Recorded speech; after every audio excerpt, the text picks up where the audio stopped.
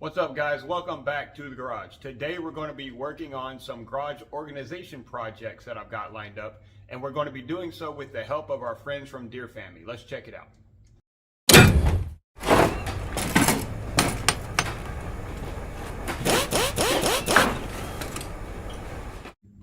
So in these two boxes is a couple of items that we're going to be using to organize some of the stuff in the garage.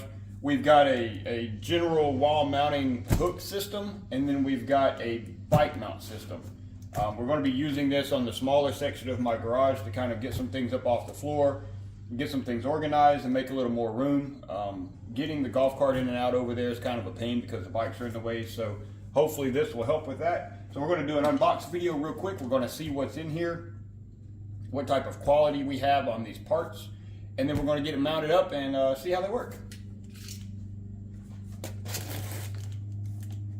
So this first one's going to be the general wall mounting hook setup. I'm pretty excited about this one because on the advertisement on their website and on Amazon, they have some pretty impressive displays of strength. They literally have a mounted wheel and tire hanging off of one of these hooks as a show of how strong these hooks are. And I actually have mounted wheels and tires that I can use to test that with. So we will for sure be testing that as part of this process. You got a functional design layout here. Two different styles of hooks that you can use for bikes, for tools, for whatever. And then you've got your parts list, quick little installation tips. It's pretty straightforward. You just put screws through the rails into the studs, and then you hang the hooks on the rails. Pretty straightforward.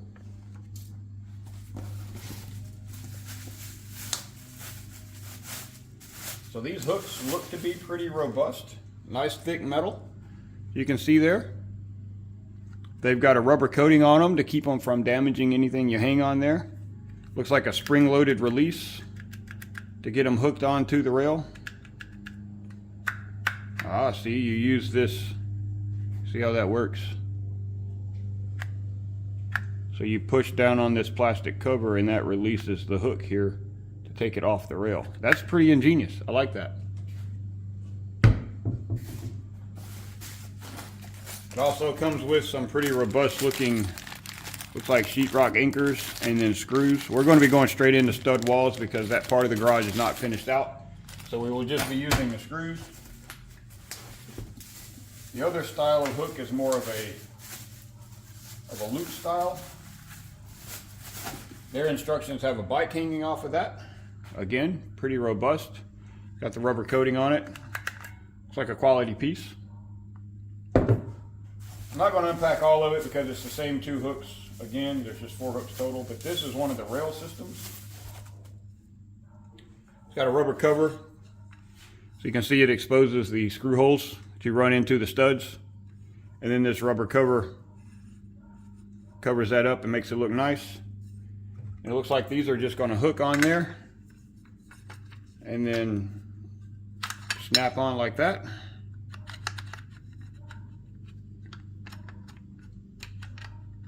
We'll see how sturdy it is once we get it on the wall. So far so good. I'm not gonna, like I said, I'm not gonna unpack the rest of this because it's all the same things over again. We're gonna move on to the bike rack. See how that one looks. If it's the same quality as what we just opened, it's gonna be great because it looks really nice.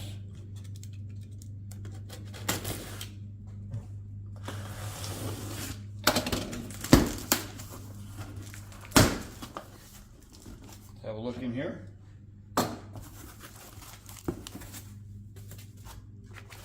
Alright, so we got another user guide. So this one swings down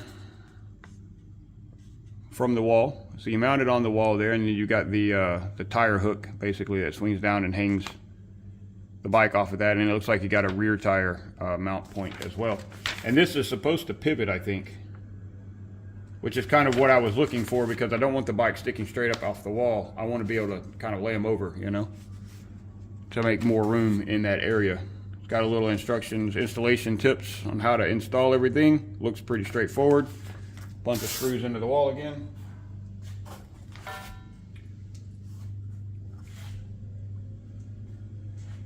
Looks like a quality piece. It does have the pivot, as you can see there. So you'll be able to mount this to the wall, hang your bike, and then rotate it over. I don't know if you can see that.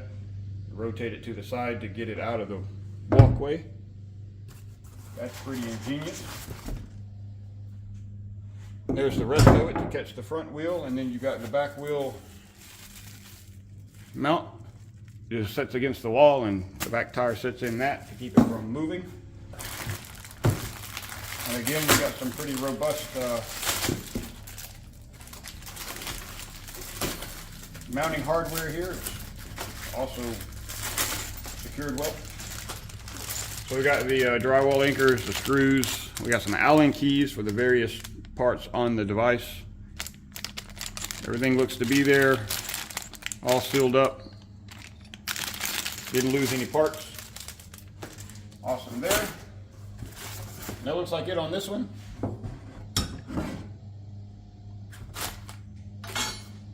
All right, so I'm going to go ahead and get the section of the garage cleaned out that we're going to be installing all of this on, and then we'll get over there and have a look at it and see, kind of brainstorm together and figure out where we want to hang this stuff and how we want it to look, and then we'll get started. See you guys in a second. All right, this section of the garage is going to kind of be where we're going to be working today. It's a 1-car section of the 6-car garage I have here, and we kind of use it more as like a storage shed, right? So the golf cart fits in here in the middle there. It's just things that we use on the day-to-day basis or regularly that we don't want to have to go all the way out to the barn to get. The lawn equipment, of course, all of the landscaping stuff for the garden and everything, car washing stuff. We got some chairs and things for when we have parties and whatnot. But this section here is kind of where we're going to be concentrating our efforts on. I want to get these bikes up and off the ground, and then I want to redo this shelf. It's not very sturdy, so I want to hang the gardening or the lawn equipment there, get that on a more sturdy mount, and then get these bikes up. Because with the golf cart in here, you gotta be careful to fit it in there and not hit the bikes, and then you can't get the bikes out if the golf cart's in the way, so it's a bit of a pain. That's what I want to concentrate on today. So I'm going to go ahead and get the bikes out of the way, and we'll get started on the bike holder and see how it works. All right, so since we're starting with the bicycle rack, it does have a little bit of assembly that we need to knock out first. So I've went over the installation instructions here and got all the screws out that we're going to need. First things first, this part here, the bottom mount, make sure that it's spun out away from the wall mount. Mine during shipping was spun inside, and although I could have made it work, it's just not the right way. So make sure this is spun out away from the wall mount here, and then we're going to mount up the wheel catcher, and we've got our screws here. So you've got 2 different lengths of screws, and you got 2 different color washers. And the instructions say the smaller screws go with the black washers, and the larger, longer screws go with the white washers. The smaller screws go up top in the pivot up here, and the larger screws go into this bottom section. So I'm gonna get that put together real quick, and then we'll see how it works and how it functions before we get it mounted on the wall. All right?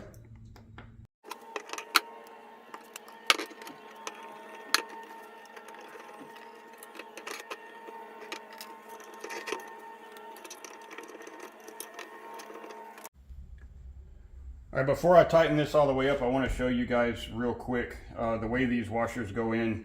So the screws go outside, and then the washer goes in between. Same thing with the bottom here. The screw goes outside. Oh, let me get this out of the way. Screws outside, washer in between. And those washers are like a plastic or a Duralin or whatever, and that's what allows it to move up and down freely without any grease or anything. So make sure you get those in the right order or it won't work right. All right.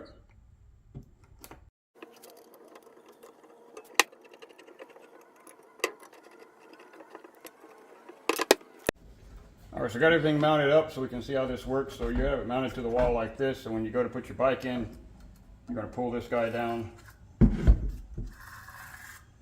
Your bike tire sets in this hoop. And then whenever you're not using it, you can fold it back up and get it up out of the way. It's pretty slick. I like it.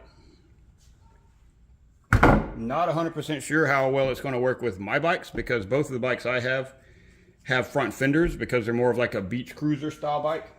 And I feel like that this is going to hit that fender. The tire's not going to sit in there right, so we're going to have a look at that and see if this is even going to work. But hopefully so, because that means we can get the bike up out of the way and clean up the garage a little bit. Let's go have a look. All right, a very unfortunate turn of events. The rack will not work with these bikes, like I said, because they have these fenders. And you'll see in just a second what I mean by that, because I do have another bike that's been in the storage room and it's dirty and nasty. I haven't ridden it forever. But it does not have a fender, and it does fit in the rack, just barely. And it works. Hangs the bike just fine. Looks good. This bike can be hung by this, no problem. It's probably what I'll use it for in the other garage. Bike's up there, bike's sturdy. You can swing it off to the side. Pretty much completely against the wall. Especially considering I don't have any sheetrock on this wall and the handle can go past the stud there. That makes it convenient. But that is tucked in. That's good. I like that a lot. Like I said, I'll probably reuse this mount in the other garage to hang this bike up to get it out of the way. But I'm gonna have to source something else for these bikes, because the fact that it has mud flaps or fenders, it's not gonna let them work. But there's the bike rack mounted up. Seems to be holding the big mongoose. It's a pretty heavy bike. I mean, it's you know, not an expensive bike, so it's not super light. Holding it up just fine. Everything works as it should. Looks good. Next, we're going to be tackling this general area of the garage with the lawn equipment. Now, I have lawn service now, but I just haven't. I want to keep this stuff just in case something happens, and I don't want to have to buy it again in the future if I ever decide not to have lawn service. So we're going to replace this. It's a pretty rinky, it's supposed to be for like rakes and shovels and stuff, and it's not very sturdy. It's just barely holding this stuff up. So we're going to replace that with a more robust unit that we can hopefully hang all 4 pieces on. And we'll test its strength, we'll see how it works, put it through its paces, and hopefully we can clean this stuff up. All right, so I decided to go ahead and move the bike rack up higher to get this bike up out of the way so I can still put these bikes below it along the wall there. It works fine. It's a bit of a pain to get it all the way up there because it's not a very light bike. And one thing to note, I have broken off 2 of the included screws. Luckily it comes with extras, so I had extras, but I have no idea how you would get the screw in that middle one because the bar is right in the way. So you only get 2 per end. But I mean, it's stable, it's sturdy, it's up there, it's not going anywhere. So I'm happy with that. But then I switched over to the hook setup and ran into another problem. So this is the bar that the hooks go onto, and you see it's already pre-drilled with all of these holes. The problem is the holes don't match standard spacing for a residential wall, and I'll show you what I mean here. So these studs, this is what you would get inside your walls of your house or whatever, and then the sheetrock would go over the top of that. So for something like this, you either have to use the anchors they sent to hit sheetrock, or you have to hit the studs, which the studs is going to be the better option because it's going to be much more sturdy and stable. And if you're hanging a lot of weight off of these, you're going to want it in the studs. The problem is, and I'm going to try to get far enough away with the camera that you can see, is if you line up this hole into the stud, that one doesn't reach. It's not spaced wide enough. Now I could put it down here and do lower and hit this cripple, this crossbar, but you're not going to know where those are in a residential wall. You're going to try to hit the studs, and if you line this one up on one stud using a stud finder or whatever you do, this end, it's not going to hit the stud. So I'm going to have to reevaluate what I'm going to do to mount all of this stuff, because this is not going to work on this raw stud wall. Now, if I had the plywood like I have on the other side, I could, you know, because I could just go straight into the plywood. It would be sturdy enough to hold the things I plan on hanging from these hooks, but not much more. So we're at a pause right now. We'll come back to it, let you guys know. Well guys, that's going to pretty much finish this one up. As you can see, the bike rack works great. I was not able to get the other racks to work for me with the bolt spacing being off from the studs. It's just not going to hold up for what I needed to do. But for now, we're going to finish this one off. You guys have a good one and rock on.